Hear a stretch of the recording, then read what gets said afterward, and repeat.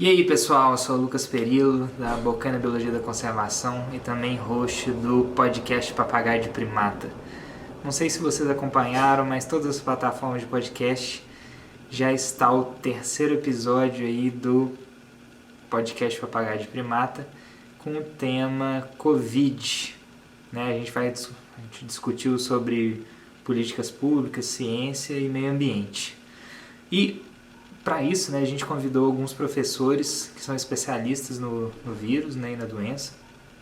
E uma delas foi a professora Glória Franco, da Universidade Federal de Minas Gerais. E para entrevistá-la, a gente convidou um grande amigo, o Heron Hilário, que fez doutorado com ela. E a conversa ficou muito legal, mas ficou extensa para a gente incluir na íntegra no episódio do podcast. Então a gente resolveu colocar aqui o arquivo no YouTube para quem quiser acompanhar aí todas as informações da Glória. Ela falou, por exemplo, de vacinas e medicamentos que podem chegar aí para contribuir no combate a essa doença. Beleza? Então acompanhe aí a conversa do Heron e da Glória. Valeu!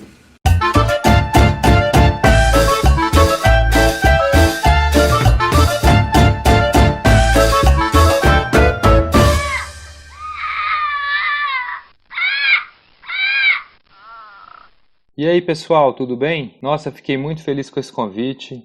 É um prazer dar a minha primeira contribuição para o podcast da Bocaina. E hoje vou conversar com a professora Glória Franco, da UFMG.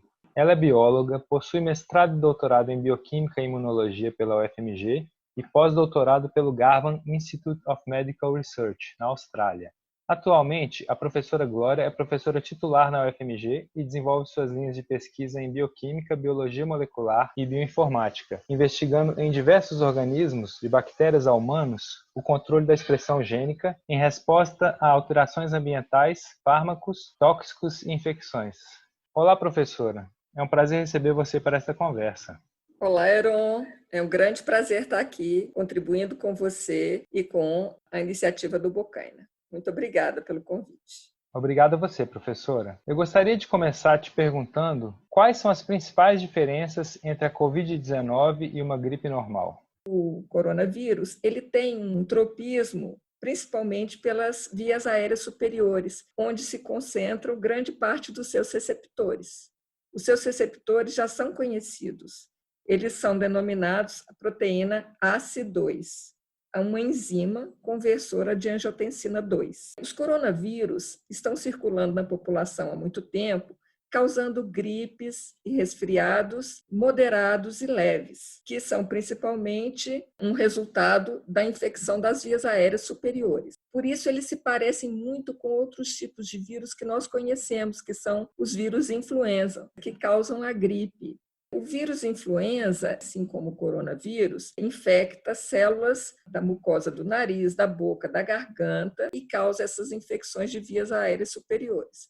No entanto, ele é um vírus muito diferente do coronavírus. Apesar de já termos esses coronavírus circulando pela população, e acredita-se que em torno de 15% a 30% das gripes ou dos resfriados que a gente tem anualmente são causados por esse coronavírus. Esse novo coronavírus, causador da Covid-19, ele é um pouco diferente em relação aos outros coronavírus, porque ele tem uma capacidade de espalhamento maior, uma alta taxa de infecção e pode causar uma doença muito mais grave.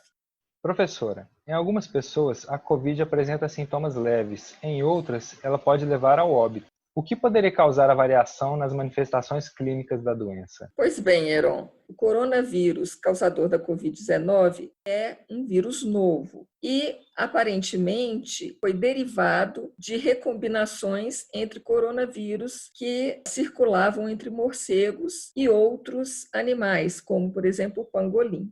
Então, ele se parece muito com o coronavírus de morcego, mas ele teve a capacidade de usar o hospedeiro humano se ligando a essas proteínas de superfície das células, que são as enzimas ACE2. O que a gente tem que considerar é que diferentes pessoas têm diferentes respostas a esse vírus, que depende das condições do próprio indivíduo e também do coronavírus. Então, ele se liga com alta afinidade nessas enzimas ACE2 e talvez seja possível que, quando o indivíduo tenha acesso a uma grande quantidade de vírus, né, que a gente chama de carga viral no início, pode ser que você tenha uma infecção mais grave devido a uma proliferação exacerbada do vírus logo na entrada. Não existe ainda nenhuma comprovação de que o número de partículas virais que o indivíduo entra em contato vai determinar a gravidade da doença, porque isso também depende da resposta do hospedeiro, ou seja, da resposta do indivíduo infectado. Essa resposta do indivíduo infectado depende de uma série de condições, dentre as quais se o indivíduo apresenta ou não condições de doenças crônicas, que nós chamamos de comorbidades, como a diabetes, a hipertensão, a obesidade, a síndrome metabólica, pré-condições que podem agravar a Covid-19. Além disso, cada indivíduo tem um sistema imune que responde diferente. É possível que os indivíduos que são assintomáticos, eles recebem o vírus, eles transmitem o vírus num determinado período, mas eles não apresentam sintomas.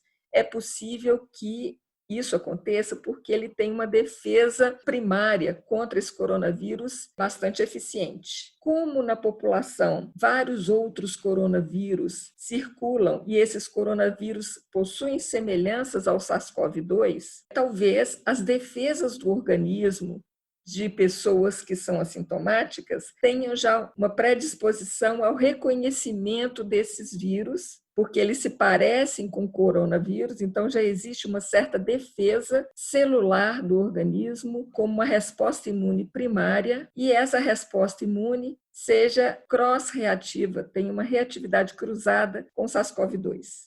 Então, para esse organismo, o SARS-CoV não é absolutamente novo. Ele lembra um coronavírus que o organismo já teve contato. Outra possibilidade também é que a resposta imediata do sistema imune, que a gente chama de resposta imune inata, que é a linha de frente da resposta imune, seja bastante eficiente nesses indivíduos e, com isso, a doença não evolua para as formas mais graves. Isso tudo está ainda sendo estudado, não se conhece uma imunidade natural ainda contra o SARS-CoV-2, mas é possível disso existir.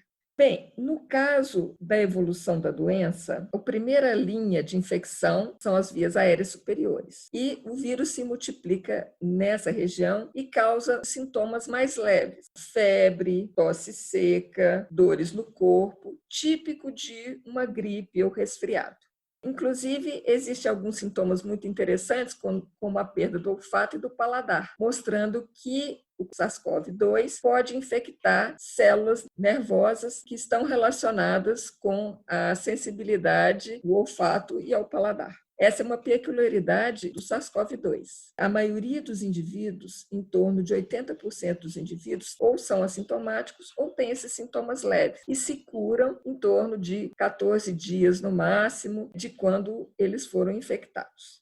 Reforçando que nesse período, seja assintomático ou com sintomas leves, os indivíduos transmitem o coronavírus. Então, eles têm o vírus se multiplicando, não sabem que estão infectados e transmitem o vírus a outras pessoas. Mas em torno de 20% dos indivíduos infectados podem evoluir para a fase mais grave da doença. Significa que o vírus ganha as vias aéreas inferiores, os pulmões. Nos pulmões existem muitas células, que são os pneumócitos, que apresentam a enzima ACE2 na sua superfície, que são os receptores para o vírus. Portanto, o vírus passa a se multiplicar no pulmão. E, quando ele se multiplica no pulmão, leva aos casos mais graves de dano pulmonar e pneumonia. Qual a característica interessante do coronavírus e esse receptor, que é o ACE2? A ACE2 é uma enzima conversora de angiotensina 2 no organismo. Esse sistema, que a gente conhece como renina-angiotensina, controla a pressão arterial e influxo iônico. Com isso, o vírus, quando ele se liga à enzima ACE2, bloqueia a função dessa enzima. Com isso, diminui a disponibilidade de ACE2 que está envolvida em eliminar a substância chamada angiotensina 2, que é vasoconstritora, e essa enzima transforma a angiotensina 2 em angiotensina 1,7, que é vasodilatadora. Portanto, o vírus interfere diretamente nos mecanismos que controlam a pressão arterial. Dentro do pulmão, já começa um efeito viral, seja na função da ACE2, ou seja na produção e na atração de células do sistema imune que vão tentar eliminar o vírus do foco de infecção dentro do pulmão. Nosso pulmão é cheio de células de resposta imune, principalmente macrófagos e monócitos. E essas células no pulmão tentam eliminar o vírus, mas para isso elas produzem mediadores inflamatórios. São conhecidos como citocinas ou quimiocinas. Essas citocinas são liberadas pelas células, monócitos e macrófagos, para atrair mais células para o pulmão. Com isso, começa uma luta incessante da multiplicação do vírus dentro das células e da eliminação das células infectadas pelo vírus através dessas células de resposta imune. Essas células também produzem outros mediadores que levam a um aumento de permeabilidade vascular.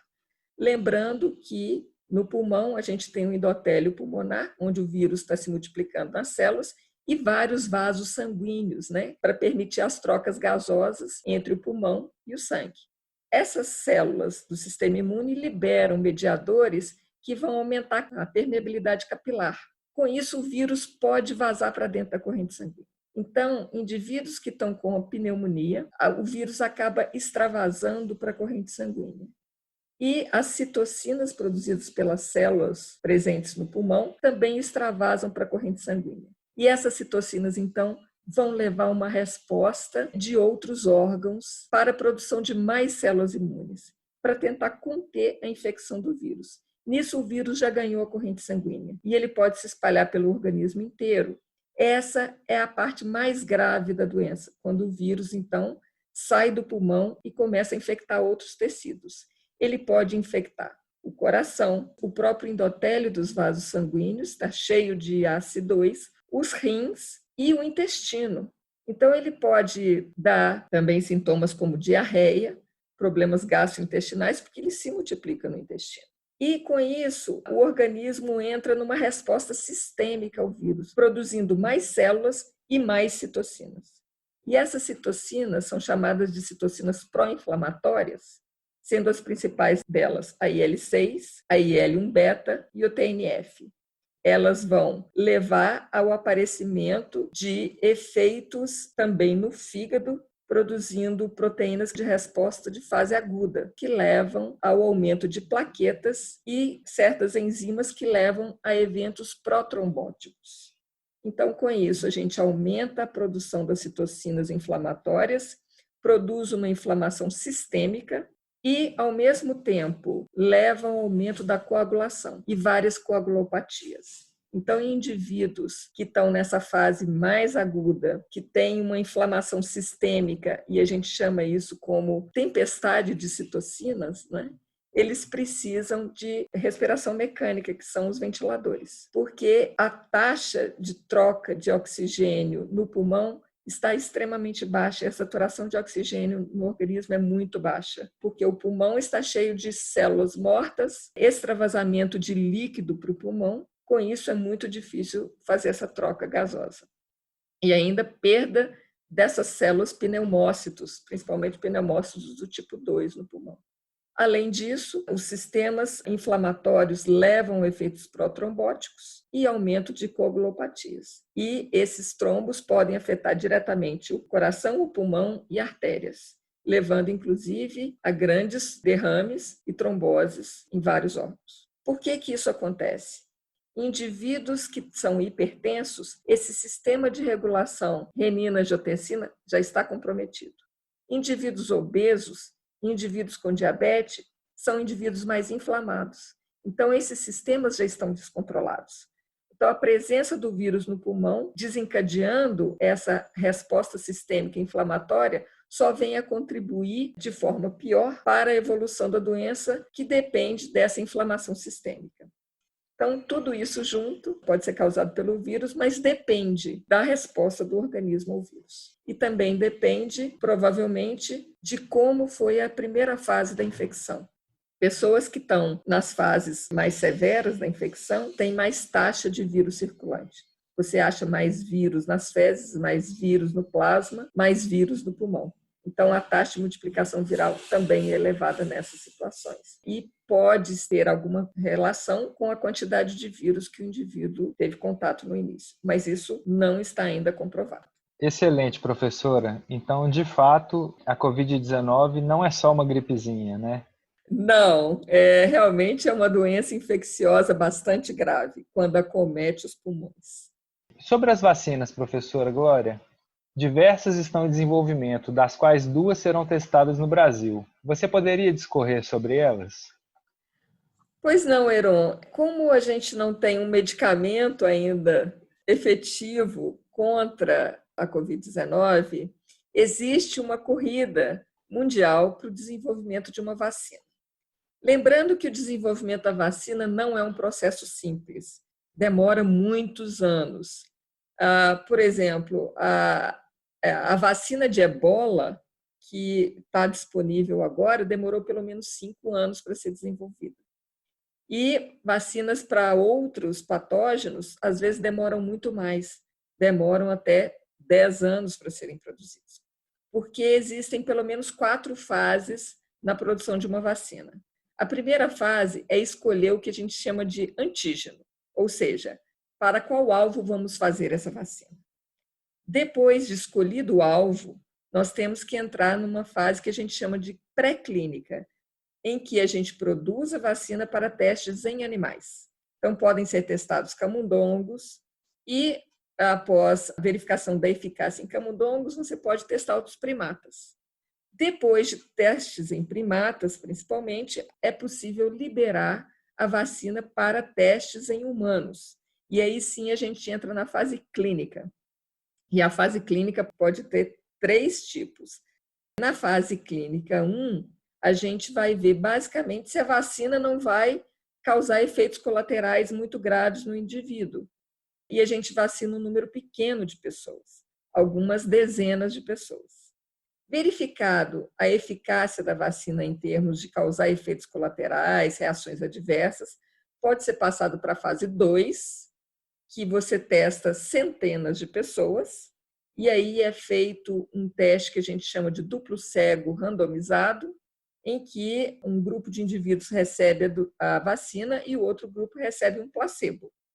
Esses indivíduos são avaliados ao longo de um determinado tempo, que são meses, para ver se eles desenvolvem anticorpos contra aquele antígeno, se é necessário mais de uma dose da vacina, né? Depois de passar dessa fase, vai para a fase 3, em que são testadas milhares de pessoas. Também nesse sentido de randomização, ou seja, escolha ao acaso, e parte dos indivíduos recebem placebo e parte recebe a doença. Mas esses indivíduos não são colocados em contato com o agente infeccioso. Tem que ser um contato natural com o agente infeccioso. Então, uma vacina, para você ver eficácia, você vai medir anos depois, porque pode ser que os indivíduos que receberam a vacina não entraram em contato com o agente infeccioso. É por isso que, hoje, os testes que estão sendo feitos para a vacina de Covid estão escolhendo países que têm alta circulação do SARS-CoV-2, porque aí a chance do indivíduo entrar em contato com o vírus é maior do que, por exemplo, o teste na China ou na Europa, em que as taxas de infecção estão em declínio.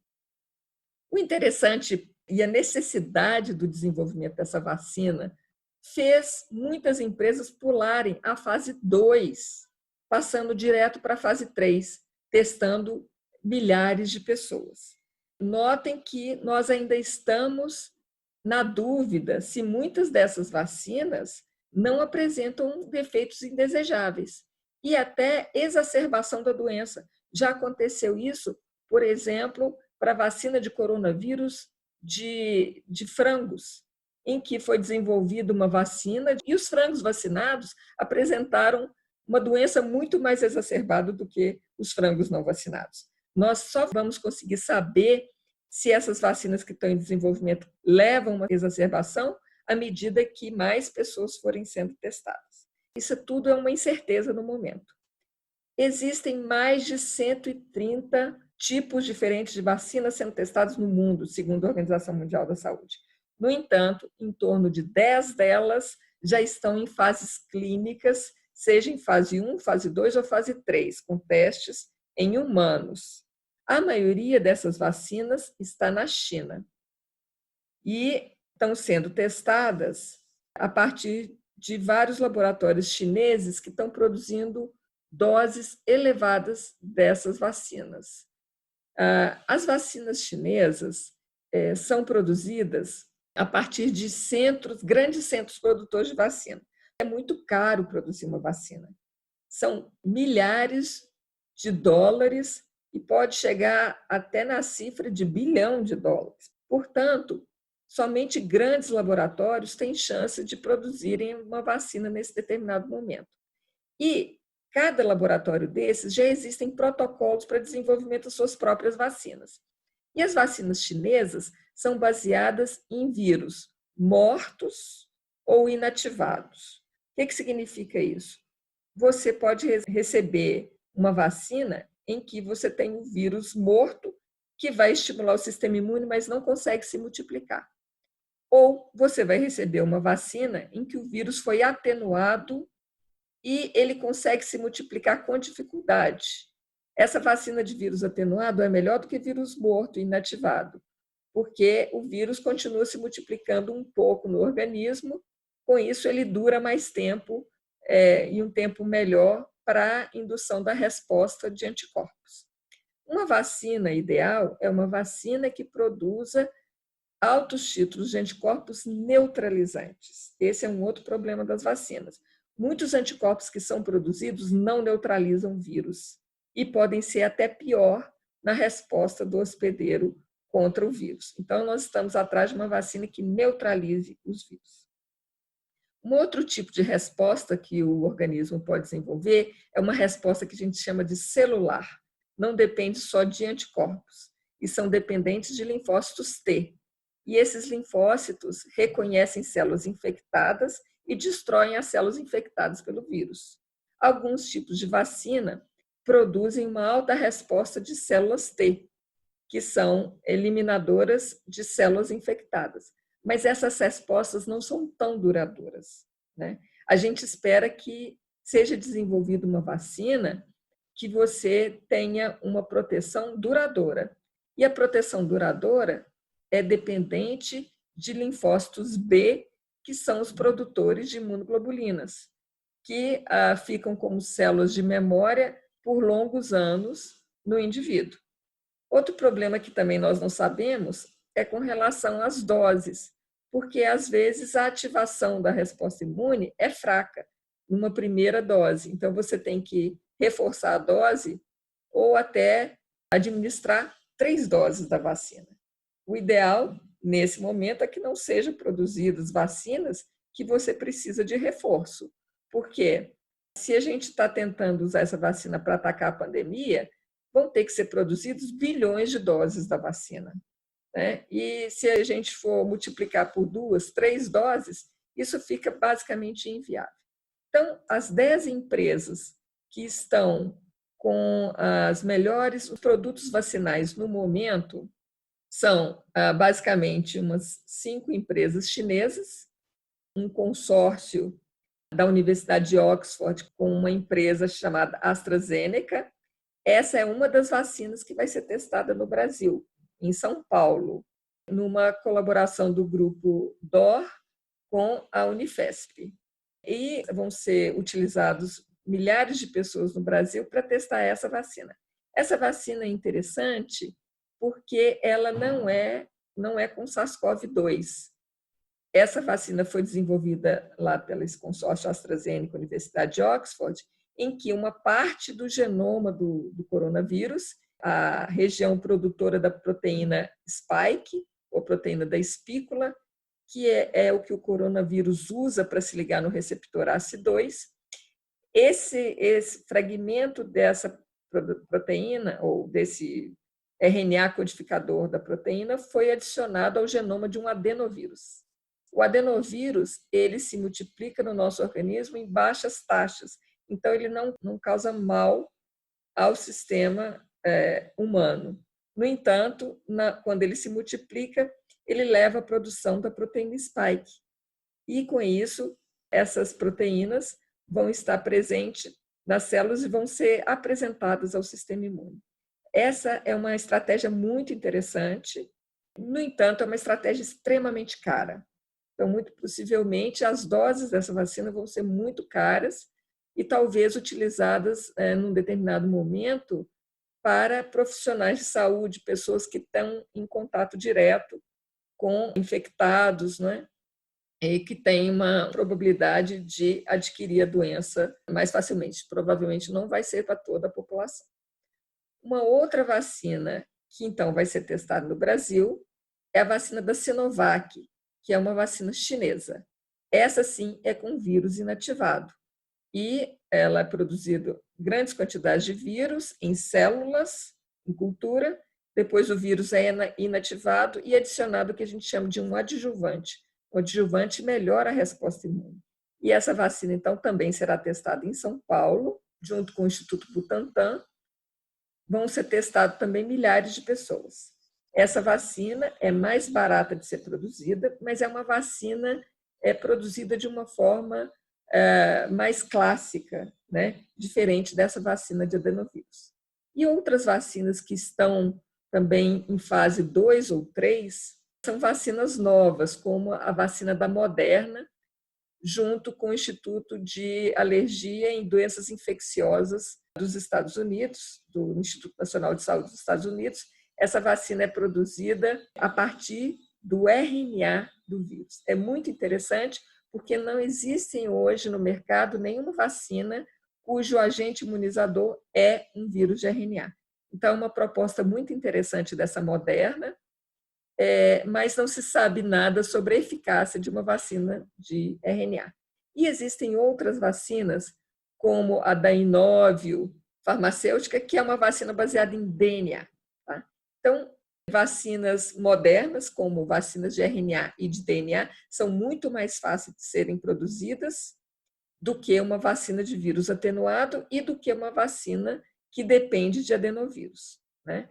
E também existem outras vacinas que são produzidas a partir de proteínas ou fragmentos proteicos do vírus. Elas são mais seguras também, assim como vacinas de adenovírus, mas nem sempre tem uma boa eficácia. Então, muitas vacinas estão por aparecer. É importante que tenhamos vários protocolos de produção de vacina, porque muito provavelmente as vacinas que serão utilizadas para a vacinação da grande massa populacional não vão ser essas primeiras vacinas que estão sendo produzidas agora, porque elas provavelmente vão focar em profissionais de saúde e pessoas que estão na linha de frente contra o coronavírus. Mas é importante que essas vacinas continuem a ser desenvolvidas. No Brasil, inclusive, temos a Fiocruz, a USP e a UFMG estão testando possíveis candidatos vacinais também. Professora Glória, a Covid tem mostrado a importância da ciência para o mundo. Como você vê a valorização da ciência no Brasil e o apoio do governo e da população aos cientistas? Pois é, Ron. É interessante que a Covid, apesar de todos os malefícios que ela tem feito à sociedade, ela permitiu um efeito bom, que é ver a importância da ciência. Porque existe um distanciamento muito grande entre o cientista e como isso chega na sociedade. Nós temos uma defasagem dessa informação. Então, muitas vezes, a população não tem ideia que tipo de pesquisas são feitas, como isso é traduzido para o dia a dia do cidadão. E agora, com essa pandemia, né, foi possível entender qual é o trabalho do pesquisador, do cientista.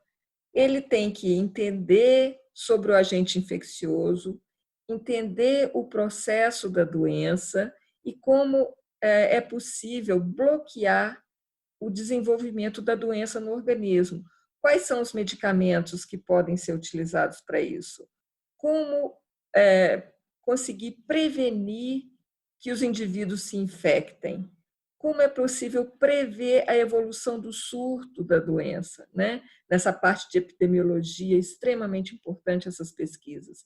E também, como é possível fazer o desenvolvimento de vacinas que vão imunizar a população contra esse vírus e contra outros surtos que, porventura podem aparecer na população mundial. Tudo isso depende de ciência. Então, é importante falar que o trabalho do cientista é um trabalho diário, incessante, é um trabalho que dura anos, meses, anos e até décadas, né? Como eu disse, demora às vezes 10 anos para a produção de uma vacina e para essa vacina chegar no mercado. Um fármaco também leva muitos anos e muito dinheiro envolvido e muitas pesquisas envolvidas.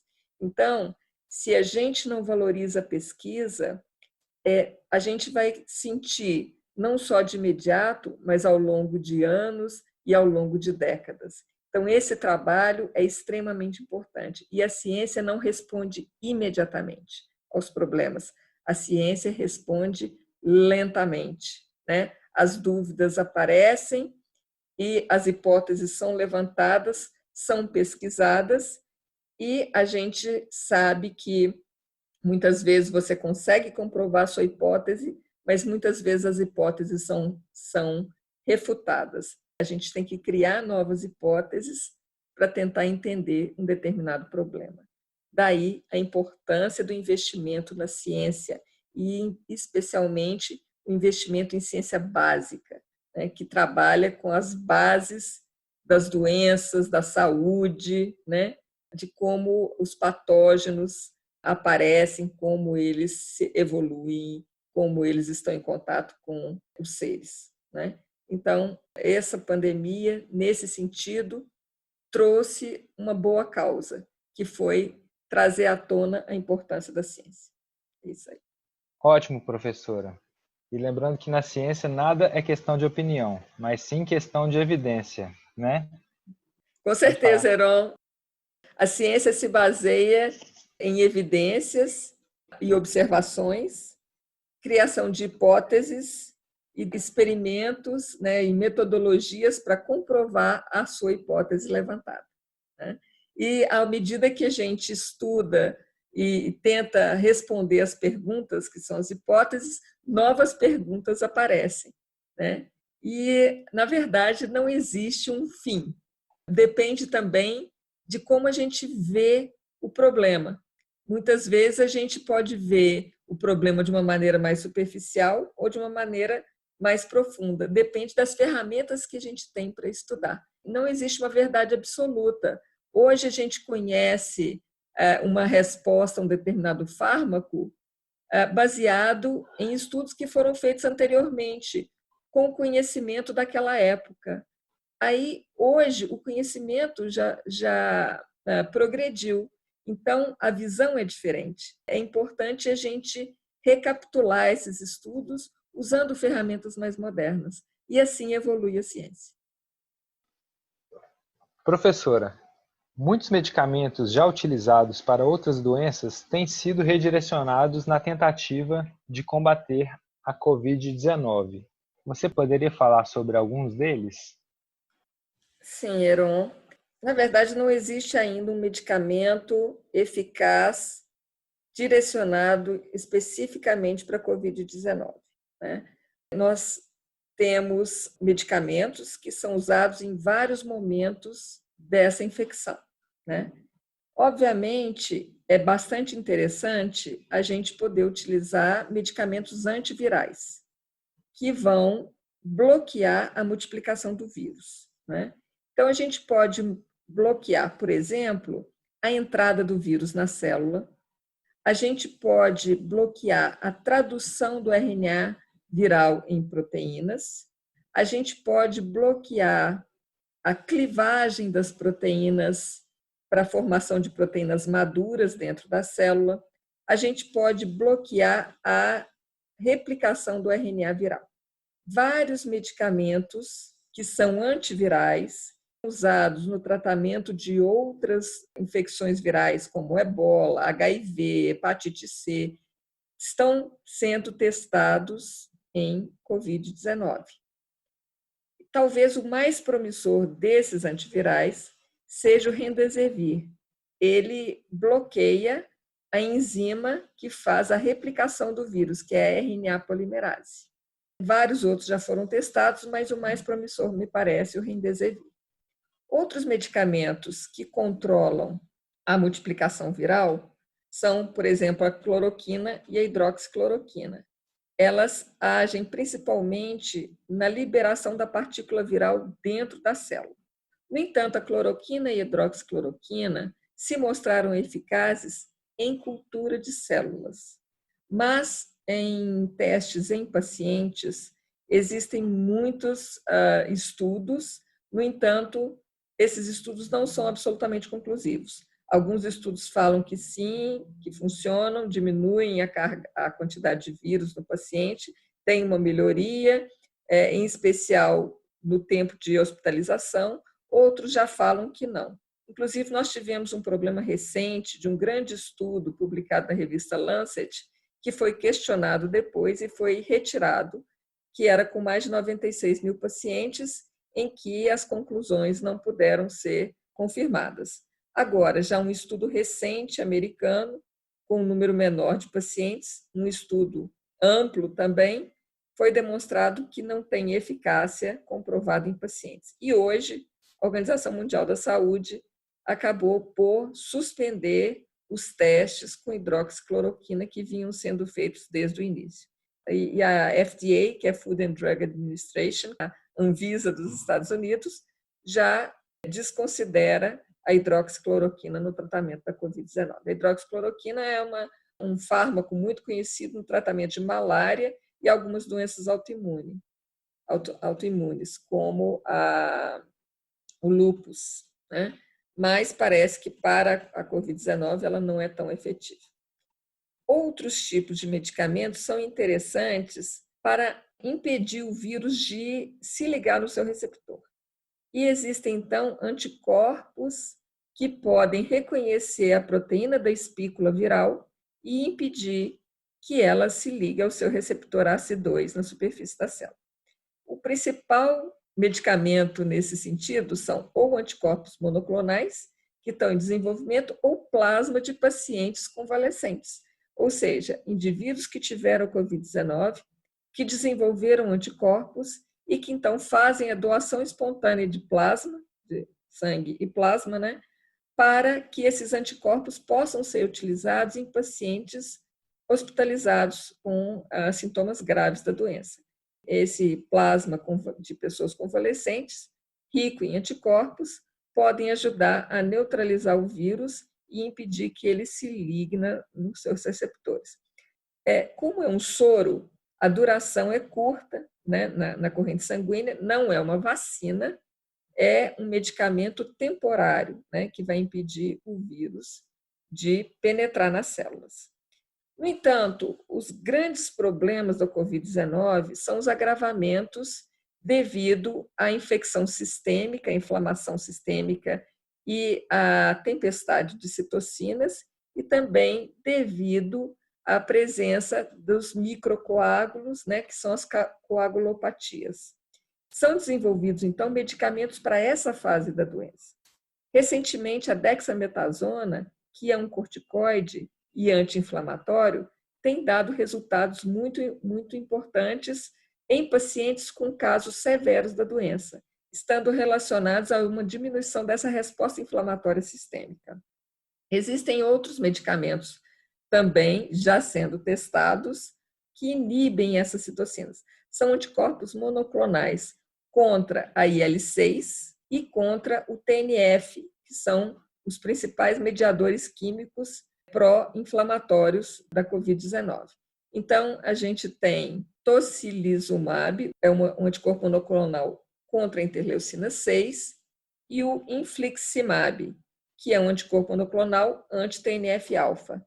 Eles estão sendo usados em testes ou sozinhos ou em conjunção com Remdesivir, que é o antiviral. Então, parece que Remdesivir, tocilizumab, tem uma boa resposta em indivíduos.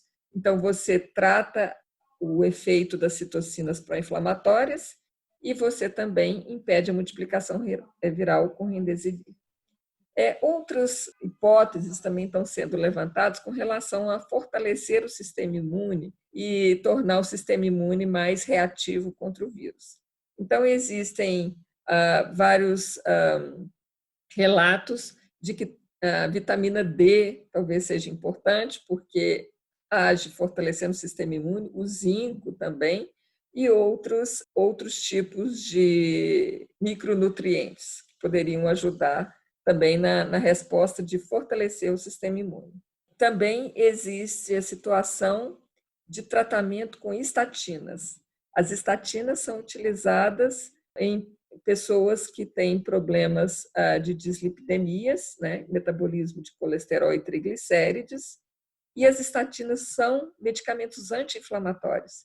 E as estatinas aumentam a quantidade de ACE2. Então, é interessante que as estatinas possam ser usadas conjugadas com outros medicamentos. Muitas pessoas que são hipercolesterolêmicas ou diversos tipos de dislipidemia já usam estatinas, né?